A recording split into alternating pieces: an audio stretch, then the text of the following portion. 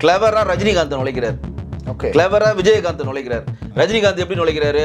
ரஜினிகாந்த் அவர்கள் வந்து நான் கட்சி ஆரம்பிக்கிறதுக்கு முன்னாடி என்னை கூப்பிட்டாரு, என்கிட்ட பேசினாரு, என்ன நீ தான் முதலமைச்சர் ஆகணும், எங்க நாட்டுக்கு நீ தான் தலைவனா வரணும், நீ வந்தாதான் தமிழ்நாடு சுபிட்ச பெறும். ஒரு வாரமா எல்லா இடத்துலையும் ரஜினியை ஆதரவு பெற்ற அண்ணாமலை சொல்லி போஸ்டர் அடிச்சு ஓட்டிக்கிட்டே இருக்கிறானுங்க. நீங்க பாத்தீங்கன்னா தமிழ்நாடு முழுக்க தமிழ்நாடு ஃபுல்லா முட்டுறான், சென்டர்ல பேனரை போடுறான், இன்ஸ்டாகிராம்ல போடுறான், ட்விட்டர்ல போடுறான். ரஜினி நாசி பெற்றவர், ரஜினிகாந்த் அண்ணாமலை இணைப்பு. அப்ப லதா ரஜினிகாந்த் நம்ம வீட்டுக்கு நம்ம புருஷன் ரஜினிகாந்த் பேரை இவர் யூஸ் பண்ணிக்கிட்டே இருக்காரு. கூட இருக்க அல்ல கைங்களா ரஜினி அண்ணாமலையும் சேர்ந்து பண்ண போறாங்க, விஜய் இருக்க போறான்னு பண்ணணும்னா நம்மளுடைய சேஃப் ஜோனு ரஜினிகாந்த் ரசிகர்கள் எந்த இடத்துல தடமாறி அண்ணாமலை கிட்ட போகக்கூடாதுன்னு தான் மக்கள் மேடை. இப்போ லதா ரஜினிகாந்த் என்ன நினைக்கிறாங்கன்னா, நம்ம ரஜினிகாந்தினுடைய பிம்பத்தை அண்ணாமலை கிட்ட கொண்டு போய் சேர்க்கக்கூடாது. இவருக்கு பின்னாடி இருக்கக்கூடிய ஆடியன்ஸையோ தொண்டர்களையோ அவர்கிட்ட, ஏன்னா வெற்றிடம் நினைவுது.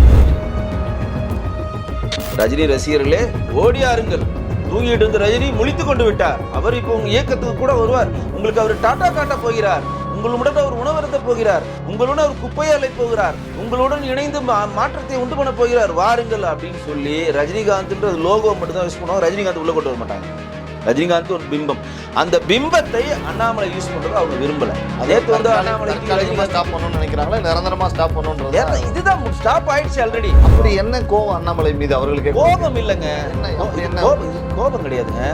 ரஜினின்ற அந்த பிம்பத்தின் வெளிச்சத்தை ஈஸியா ஒருத்தர்கிட்ட கொடுக்கறதுக்கு அவருக்கு தயாராக இல்லை. அவங்களும் யூஸ் பண்ணிக்க மாட்டாங்க. இல்ல ஒருத்தர் யூஸ் பண்ணிக்கிட்டு வளர்றதுல அது அவங்களுடைய அவங்கள்ட்ட தான் கேட்கணும். யாரோ ஒருத்தன் எங்க இருந்தோ வந்து நின்றுட்டு நம்ம ரஜினிகாந்தினுடைய புகழ் வெளிச்சத்துல முக்கிய அவன் வந்து டிராவல் பண்றது அவங்களுக்கு அது உடன்பாடா இல்லைன்னு நினைக்கிறாங்க. ஒண்ணு. ரெண்டாவது, இந்த மாதிரி நம்மள ஒன்று ஆரம்பிச்சு வைப்பான். நாளைக்கு விஜய் மாதிரி நம்மளுக்கு ஏதோ புதுகாரமா வளைஞ்சு ரஜினிகாந்த் ஒரு பேட்டி கொடுத்தாருல, அன்னைக்கு நானே கட்சி ஆரம்பிச்சா நான் கூட சீஃப் மினிஸ்டர் ஆயிருப்பேன்னு சொன்னார்ல. விஜய் தான் முதலமைச்சர் ஆகிடுவோன்னு நம்பினார். ரஜினிகாந்த் தான் முதலமைச்சர் ஆகுமான்னு பயத்திலே இருந்தார். ஒரு யோசனை தயக்கத்துல இருந்தார்.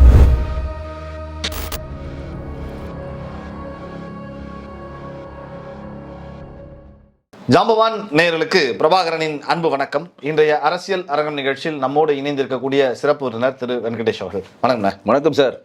பரபரப்பான அரசியல் சூழல், புது கட்சிகளாக தமிழகத்தில் நிறைய நூற்றுக்கணக்கான கட்சிகள், லெட்டர்பேடு கட்சின்னு நிறைய இருந்தாலும் விஜய் அவர்களுடைய வெற்றிக்கு அப்புறம் நிறைய கட்சிகள் இப்போது நேற்று அண்ணாமலை சொல்லியிருந்தார். அதைத் தொடர்ந்து லதா ரஜினிகாந்த் அவர்களும் கூட மக்கள் மேடை, மக்கள் இயக்கம்னு சொல்லி கொஞ்சம் கொஞ்சமாக மக்களுக்கு நல்லது பண்ணுவோம், அப்புறம் மக்களுக்கு நல்லது செய்யக்கூடிய சூழலை தாண்டி அடுத்த கட்ட நடவடிக்கைகளை எடுக்கலாம் அப்படிங்கிற மாதிரி சொல்லி தொடங்கியிருக்காங்கண்ணே.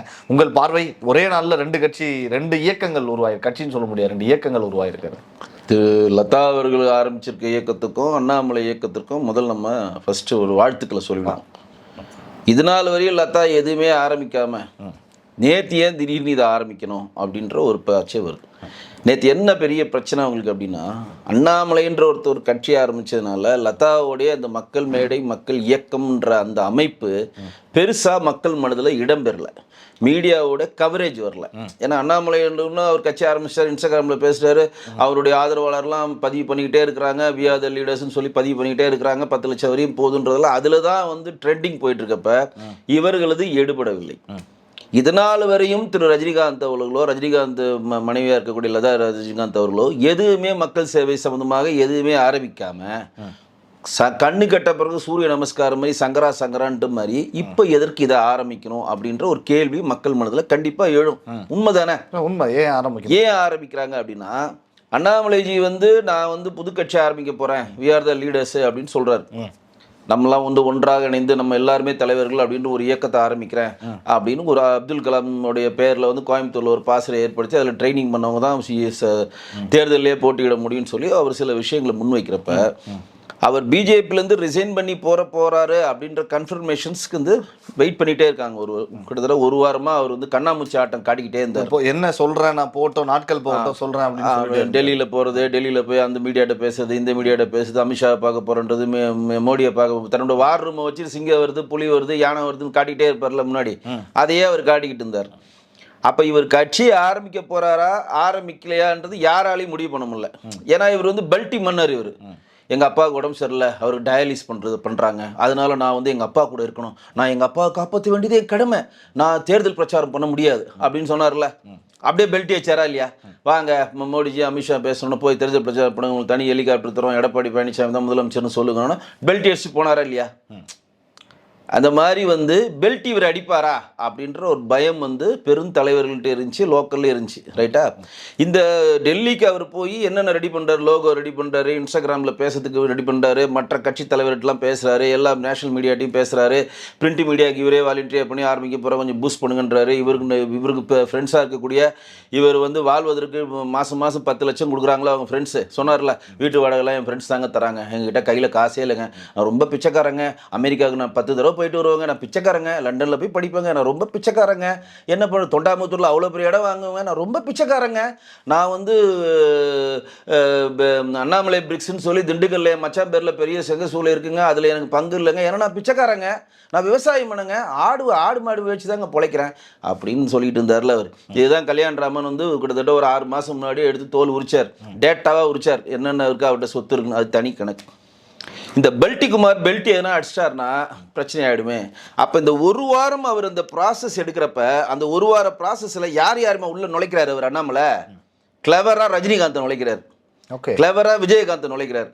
ரஜினிகாந்த் எப்படி நுழைக்கிறாரு? ரஜினிகாந்த் அவர்கள் வந்து நான் கட்சி ஆரம்பிக்கிறதுக்கு முன்னாடி என்னை கூப்பிட்டாரு, என்கிட்ட பேசினாரு, என்ன நீ தான் முதலமைச்சர் ஆகணும், எங்கள் நாட்டுக்கு நீ தான் தலைவனாக வரணும், நீ வந்தால் தான் தமிழ்நாடு சுபிட்சம் பெறும் அப்படின்னு கேட்டாரு. நான் வாக்கு கொடுத்துட்டேன், நான் நாட்டாம அப்போ சொல்லல, ஆனால் அதை இப்போ இந்த ஒரு சொல்றாரு. என்ன சொல்றாரு? நான் நாட்டாம வாக்கு கொடுத்துட்டேன், பிஎல் சந்தோஷ்க்கு நான் நாட்டாம வாக்கு கொடுத்துட்டேன், நான் வாக்கு தவற மாட்டேன், பிஜேபிக்கு போகிறோம், நான் வாக்கு கொடுத்துட்டேன், நான் அங்கே போயிடுவேன்னு சொன்னேன் அப்படின்னு சொன்னோன்னே ஒரு வாரமா எல்லா இடத்துலையும் ரஜினி ஆதரவு பெற்ற அண்ணாமலைன்னு சொல்லி போஸ்டர் அடிச்சு ஒட்டிக்கிட்டே இருக்கிறானுங்க. நீங்க பாத்தீங்கன்னா தமிழ்நாடு முழுக்க, தமிழ்நாடு ஃபுல்லா போட்டுறான், சென்டர்ல பேனரை போடுறான், இன்ஸ்டாகிராம்ல போடுறான், ட்விட்டர்ல போடுறான், ரஜினி நாசி பெற்றவர், ரஜினிகாந்த் அண்ணாமலை இணைப்பு, ரஜினிகாந்தும் அண்ணாமலை இணைந்து நீங்கள் வந்து விஜய் வந்து மிகப்பெரிய ஒரு டஃப் கொடுக்க போகிறாங்க அப்படின்னு இந்த வலைதளத்தில் இந்த விஷயங்களை பண்ணிக்கிட்டே இருக்கப்ப லதா ரஜினிகாந்த் பார்த்துக்கிட்டே இருக்காங்க. ஏன் பார்த்துட்டு இருக்காங்க? இந்த பெல்ட்டிக்குமார் போயிட்டு வந்து இல்லை நான் பிஜேபியிலே கண்டினியூ பண்ணுறேன், அமித்ஷாஜி வந்து கண்டினியூ பண்ண சொல்லிட்டாரு, மோடிஜி அவர்கள் ரெக்வஸ்ட் பண்ணதுனால நான் கண்டினியூ பண்ணுறேன், பெல்ட் எஸ்டார்னா பிரச்சனையாடுன்னு சொல்லி லதா ரஜினிகாந்த் கம்முன்னு இருக்கிறாங்க. அவங்களுக்கு அண்ணாமலை வந்து பாஜகலே இருந்தால் எந்த பிரச்சனையும் இல்லை, பெல்ட்டி ஆட்சி கம்முன்னு இருக்கிறாங்க. கரெக்டாக அருண் சிங் சம்லேருந்து லெட்டர் வருது, அண்ணாமலையோட ராஜினாமா ஏற்றுக்கொள்ளப்பட்டது, அது தேவையும் இல்லை. ஏன் அப்படின்னா நான் அமித்ஷாட்ட போய் சொல்ல போகிறேன், மோடிகிட்ட சொல்ல போகிறேன், நிதின் நபிட்ட சொல்ல போகிறேன், நீ நான் மீடியாட்ட பேசுனால அவங்க சொல்லணும்ல, எப்போ இங்கே வாப்பா நீ ரிசைன் பண்ணிட்டு போகிறல, சொல்கிறவன் போகிறவனுக்கு, அதாவது போகிறேன்னு சொல்கிறவனுக்கு அழகு சொல்லாமல் போகிறதையா, போக வேண்டியதானே, இங்கே வந்து ஏயா சரி வா என்ன லெட்டரா கொடு, நீ தான் உறுப்பினர் மட்டும் தான், உனக்கு தான் எந்த பதவியும் இல்லையே, சரி அடிப்படை உறுப்பினர், எனக்கு தெரிஞ்சு இந்தியன் ஹிஸ்ட்ரியிலே ஃபர்ஸ்ட் டைம் அடிப்படை உறுப்பினர்லேருந்து நீக்கப்பட்டான்னு லெட்டர் வருது, தான் ஃபர்ஸ்ட் டைம். அது ஏன் டெல்லி பண்ணுறாங்கன்னா, நீங்கள் வந்தீங்க கேட்டீங்க முடியலன்ட்டீங்க போயிட்டு வாங்க ராஜா, அந்த லெட்டர் போயிட்டு வா, நீ வரல போய் அவங்களாம் பெருசாக இல்லைங்க, அவங்க ஒரு மாநிலத்தில் 100 அண்ணாமலை அவங்க உருவாக்குவாங்க. நீங்கள் அண்ணாமலை நம்பியா பிஜேபி இருக்குது, 1980 அண்ணாமலை நம்பியா பிஜேபி ஆரம்பிச்சாங்க, இல்லை அண்ணாமலை நம்பி தான் 1996 வேலாயுதம் வந்து 19வது தொகுதியில் வென்றெடுத்தாரா ஃபர்ஸ்ட் 2021 4 இது வென்றெடுத்தாங்க, 1999 திமுக கூட்டணியோட 4 இதில் வென்றெடுத்தாங்க, 1919 2 MP சீட் வென்றெடுத்ததெல்லாம் அண்ணாமலை இருந்தாரா கட்சியில்? ஆனால் ஒரு பூம் கிடைச்சது அப்படிங்கிறது அண்ணாமலை வந்து தமிழ்நாட்டில் ஒரு இடம் கூட வென்றெடுக்கல. இதை நிறைய யாரும் பதிவு பண்ண மாட்டேன்றாங்க. 2021 எலெக்ஷன்ஸில் தான் அவர் உள்ளே வந்தார், அரவங்குறிச்சி தேர்தல் நின்றப்ப அவர் துணைத் தலைவர் முருகன் தலைமையில் தான் 4 இடத்துல வென்றெடுத்தோம். 2019 அவர் வந்து 4ஆம் இட தேர்தலில் வென்றெடுக்கல. இப்போ 26 பிரச்சாரம் பண்ணார், ஹெலிகாப்டர் போயிட்டு தொகுதியாக பிரச்சாரம் பண்ணுறதுல வென்றெடுத்தீங்களா? இல்லை, இது தனி கதை. அப்போ லதா ரஜினிகாந்த் நம்ம வீட்டுக்கு நம்ம புருஷன் ரஜினிகாந்த் பேரை இவர் யூஸ் பண்ணிக்கிட்டே இருக்காரு, கூட இருக்க அல்ல கைங்களா ரஜினி அண்ணாமலையும் சேர்ந்து பண்ண போகிறாங்க, விஜய் இருக்க போகிறான்னு பண்ணணுன்னா நம்மளுடைய சேஃப் ஜோனு ரஜினிகாந்த் ரசிகர்கள் எந்த இடத்துல தடமாறி அண்ணாமலை கிட்ட போகக்கூடாதுன்னு தான் மக்கள் மேடை என்ன ஆரம்பிச்சாங்க, ஏதோ இப்போ ஒரு இயக்கம் ஆரம்பிச்சாங்களே, மக்கள் மேடை மக்கள் இயக்கம், மக்கள் மேடை மக்கள் இயக்கம். என்னங்க உங்க கொள்கையும் போடுறாங்க.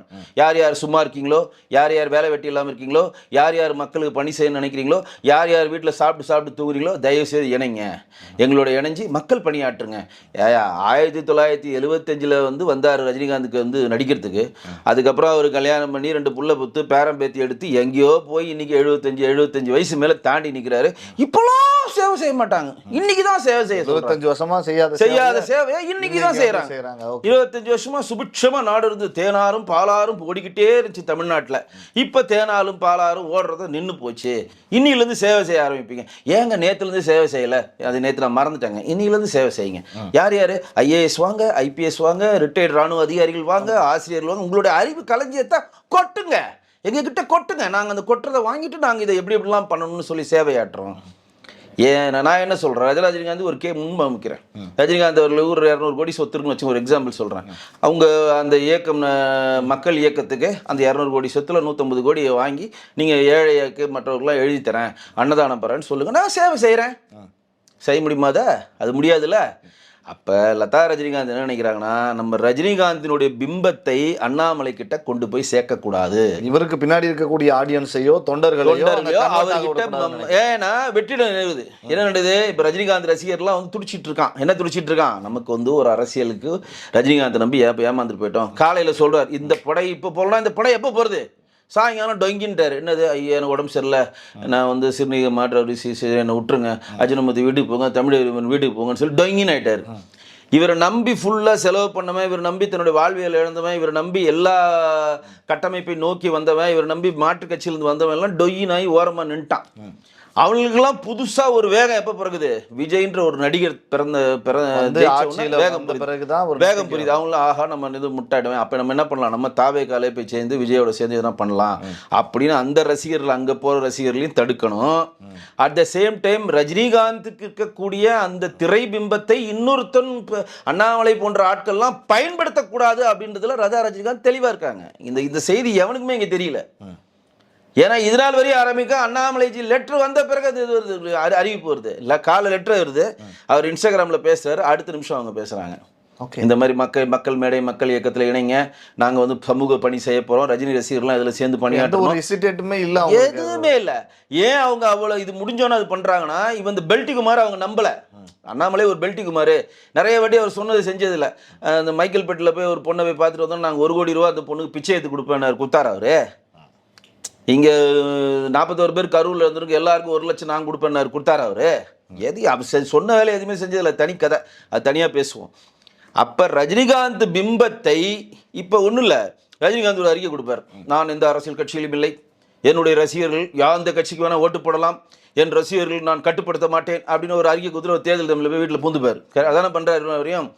அப்போ ரஜினிகாந்தையை அவர் கோட் பண்ணுறாரு. எவ்வளோ? 1 வாரமாக என்ன கோட் பண்ணுறாரு? ரஜினிகாந்த் என்னை கூப்பிட்டு என்ன முதலமைச்சராக சொன்னார், ரஜினிகாந்தே என்னை கூப்பிட்டு என்ன முதலமைச்சராக சொன்னார். நான் ஆக மாட்டேன், நான் சந்தோஷம் சொல்ல தான் கேட்பேன், பாரதிய ஜனதா கட்சியில் மாநில தலைவர் தான் ஆவேன் அடம் பிடிச்சி நான் வந்தேன் அப்படின்றார். விஜயகாந்த் அவரில் இன்டர்ன்ஷிப்பில் வேலை செஞ்சேன், 20 நாள் வேலை செஞ்சேன், அவருடைய இதெல்லாம் நான் எடுத்துக்கிட்டேன். இது அரசியல் வந்தவொடனே எல்லாரையும் தெரியும்னு சொல்கிறதும், எல்லாருடைய பழகினது சொல்கிறதும், அது மூலம் அந்த ஆட்களை தன்னுடைய இயக்கத்தை சார்பாக மாற்றுறதுன்றது அரசியல்வாதியோடைய பிரதான நோக்கம். அதற்கு இடத்தை லதா ரஜினிகாந்த் கொடுக்க தயாராக இல்லை. ரஜினின்ற ஒரு பிம்பத்தை அண்ணாமலைக்கு கொடுக்க அவர்கள் தயாராக இல்லை. அவங்க என்ன நினைக்கிறாங்க? ரஜினி ரசிகர்களே ஓடியாருங்கள், தூங்கிட்டு இருந்த ரஜினி முழித்து கொண்டு விட்டார், அவர் இப்போ உங்கள் இயக்கத்துக்கு கூட வருவார், உங்களுக்கு அவர் டாட்டா காட்ட போகிறார், உங்களுடன் அவர் உணவருந்த போகிறார், உங்களுடன் அவர் குப்பையை அலை போகிறார், உங்களுடன் இணைந்து மாற்றத்தை உண்டு பண்ண போகிறார், வாருங்கள் அப்படின்னு சொல்லி ரஜினிகாந்த்ன்றது லோகோ மட்டும் தான் யூஸ் பண்ணுவோம், ரஜினிகாந்த் உள்ள கொண்டு வர மாட்டாங்க. ரஜினிகாந்த் ஒரு பிம்பம், அந்த பிம்பத்தை அண்ணாமலை யூஸ் பண்றது அவங்க விரும்பல. நேற்று வந்து அண்ணாமலை ஸ்டாப் பண்ணணும்னு நினைக்கிறாங்களா, நிரந்தரமா ஸ்டாப் பண்ணணும்ன்றது இதுதான் ஸ்டாப் ஆயிடுச்சு ஆல்ரெடி. இப்போ ரஜினிகாந்த் ரசிகர் நேற்று ஒரு 10 பேர் சேர்த்துருப்பான்னு வச்சுக்கோங்க. இப்போ லதா ரஜினிகாந்த் வரப்ப என்ன பண்ணுவான், நம்ம தலைவர் ஏதோ ஆரம்பிக்கிறார் போல இருக்கு, நம்ம இங்கே போயிட்டு அங்கே மாட்டிப்போம், நாளைக்கு நம்ம தலைவர் இந்த இயக்கத்தை அரசியல் கட்சியாக மாற்றிட்டா நம்ம சீஃப், நம்ம வந்து எம்எல்ஏ, நம்ம எம்பி, நம்ம கவுன்சிலர், நம்ம மேயர், நம்ம சேர்மன், எதுக்கு இதை உஷார் பண்ணணும்? அப்போ நம்ம வந்து இதிலே லதா ரஜினிகாந்தோட தலைவரோட இருப்போம், நல்லது கெடுதோ தலைவரோட பிரயாணம். அப்படி என்ன கோபம் அண்ணாமலை மீது? அவர்களுக்கு கோபம் இல்லைங்க, கோபம் கிடையாதுங்க. ரஜினின்ற அந்த பிம்பத்தின் வெளிச்சத்தை ஈஸியா ஒருத்தர்கிட்ட கொடுக்கறதுக்கு அவர்கள் தயாராக இல்லை. அவங்களும் யூஸ் பண்ணிக்க மாட்டாங்க, இல்ல ஒருத்தர் யூஸ் பண்ணிக்கிட்டு வளர்றதுல என்ன அது அவங்களோட அவங்கள்ட்ட தான் கேட்கணும். ஓகே, அவங்கள்ட்ட தான் கேட்கணும். ஏன் அப்படின்னா, இதனால் வரையும் லதா ரஜினிகாந்த் எந்த நீங்கள் ஆசிரமம் பள்ளிக்கூடத்துக்கு ஸ்கூல் ஃபீஸுக்கு வாடகை கொடுக்கலன்னு கேஸ் போயிட்டுருக்கு. அவங்களுடைய பள்ளிக்கூடத்தில் அவங்கள்ட்ட பணமாக இல்லை. ராகவேந்திர கல்யாண மண்டபத்தில் கொரோனா டைமில் ஏதோ கட்ட மாட்டேன்னு சொல்லிக்குள்ளே கேஸ் போய் அப்புறம் போய் கட்டினாங்க. அதெல்லாம் சின்ன சின்ன நிகழ்வுகளை தூரம் கட்டுங்க.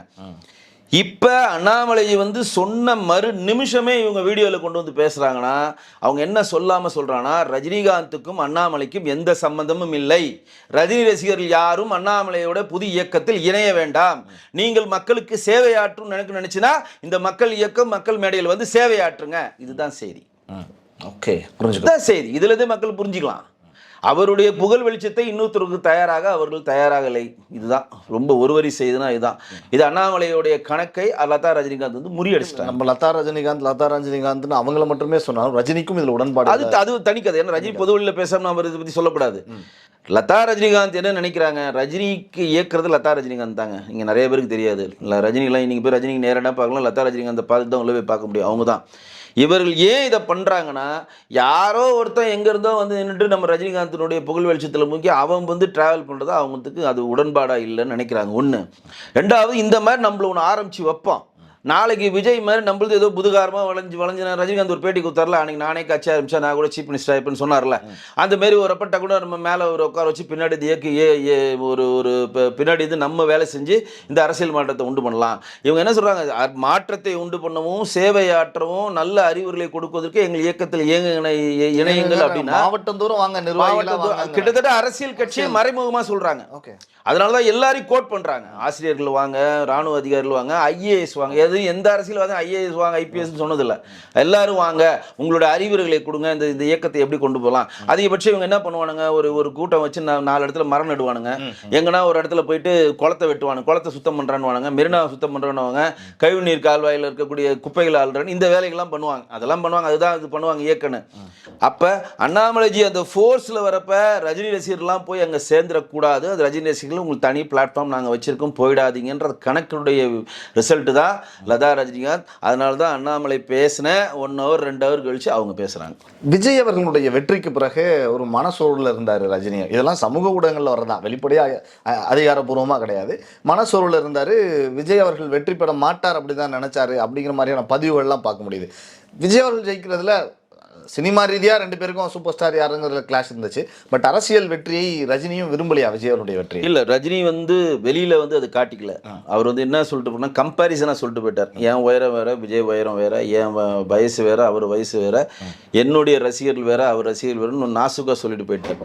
ஆனால் ஒரு இண்டிவிஜுவல் மனிதனாக ஆழ் மனதில் போனீங்கன்னா ஒரு நல்ல வாய்ப்பை நம்ம இழந்து விட்டோன்ற வருத்தம் கண்டிப்பாக அவருக்கு இருக்கும், இல்லாமல் இருக்காதுல்ல.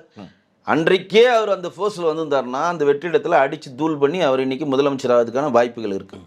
அப்போ என்னன்னா விஜய்க்கும் அவருக்கு உள்ள வித்தியாசம், விஜய் தான் முதலமைச்சர் ஆகிடுவோன்னு நம்பினார், ரஜினிகாந்த் தான் முதலமைச்சர் ஆகுமான்னு பயத்திலே இருந்தார். ஒரு யோசனை தயக்கத்தில் இருந்தார். அவர் சொன்ன குட்டி கதையே உங்களுக்கு சொல்கிறேன். ரஜினிகாந்த் ஒரு குட்டி கதையெல்லாம் சொல்லுவார். ஒரு இலக்க அடைய வந்து ஒரு நண்டு ஏறிட்டு இருக்கோம், அந்த நண்டை வந்து ஒவ்வொருத்தராக பின்னாடி வந்து டிஸ்கரேஜ் பண்ணி அது ஏறுறப்பே ஒருத்தன் காலை பிடிச்சி மேலே ஏறாத விழுந்துருவானுவா, ஒருத்தன் இது பண்ணாத உனக்கு வந்து அடிபட்டுருவான், ஒருத்தன் வந்து ஐயோ இவ்வளோ தூரம் போறியா நீ மேலே மாட்டிப்பான்னு சொல்லி ஏதோ ஒன்று சொல்லிகிட்டே அந்த நண்டை ஏற விடாமே பண்ணியிருப்பான். அந்த நண்டு தான் யார், ரஜினிகாந்த். இன்னொரு நண்டு கடகடன்னு மேலே ஏறி இலக்கை அடைஞ்சிடும். ஏன் இலக்குன்னா அந்த நண்டுக்கு காது கேட்காது. ஓகே, கரெக்டாக. இது நான் சொல்ல ரஜினிகாந்த் சொன்ன கதையே சொல்கிறேன். விமர்சனங்களில் காதில் அந்த நண்டு காது கேட்காதனால விஜய்க்கு காது கேட்கல. அந்த நண்டு இன்னொரு நண்டு விஜய் கடகடன்னு அவர் இலக்கை நோக்கி ஏறிட்டார்.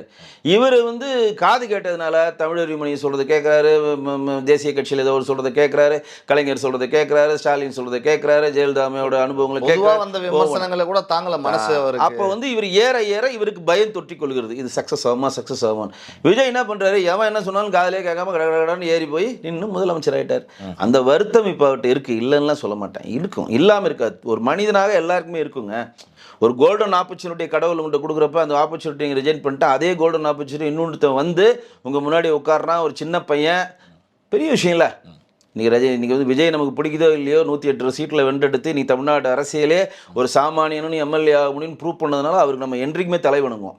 ஒரு தனிப்பட்ட முறையில் நம்மளை மாதிரி இப்போ தமிழ்நாட்டில் வந்து இருக்க அரசியல் கட்சிகள்லாம் பெரிய பின்புலத்தில், ஜாதி பின்புலத்தில், அரசியல் பின்புலத்தில், பண பின்புலத்தில் தான் வெற்றி அடைய முடியுன்ற ஒரு கட்டமைப்பை உடைத்ததற்கு நமக்கு அவர் நன்றி சொல்கிறோம். ஜென்சின்னு சொல்கிற இளைய தலைமுறையில் அரசியலில் ஈடுபடணும், அவர்கள் சட்டமன்றத்தில் என்ன நடக்கணும்னு பார்க்கணும், அவர்கள் போராட்ட களத்தில் வரணும், மாற்றத்தை நோக்கி நகரணுன்ற அந்த உத்வேகத்தை கொண்டு வந்தது தமிழக வெற்றிக்கழகம் தான். அதில் மாற்றே கிடையாது, எல்லாருமே நம்ம வணங்கணும், அதில் மாற்று இல்லை. ஆனால் இப்போ அந்த வருத்தம் அவரிடம் இருக்கிறது. அந்த வருத்தத்தின் விளைவு நேரடியாக நம்ம வந்தால் மாட்டிப்போம். இப்போ அசிங்கமாயிடும். இப்போ நானும் கட்சி ஆரம்பிக்கிறேன், இயக்கமாறன்னு சொன்னால் அசிங்கமாயிடும் தான் பின்வாசல் வழியாக லதா வழியாக ஒரு டெஸ்டிங் பாயிண்ட்டை போடுறாரு. ஒன்று. ரெண்டாவது, நம்மளுடைய வெளிச்சம் நம்மளுடைய புகழ் இன்னும் இருக்குது. ஏன்னா கரண்ட்டாக அவர் சூப்பர் ஸ்டார். இதை ஏன் அண்ணாமலைன்ற ஒருத்தர் தூக்கி கொடுக்கணும், நம்மளே வச்சுக்கலாம்னு சொல்லி அவர் முடிவு பண்ணிட்டார். பல விஷயங்கள் எங்களுக்காக அரங்கிற்கு வந்து பகிர்ந்து கொண்டீர்கள். மனமார்ந்த நன்றி. நன்றி.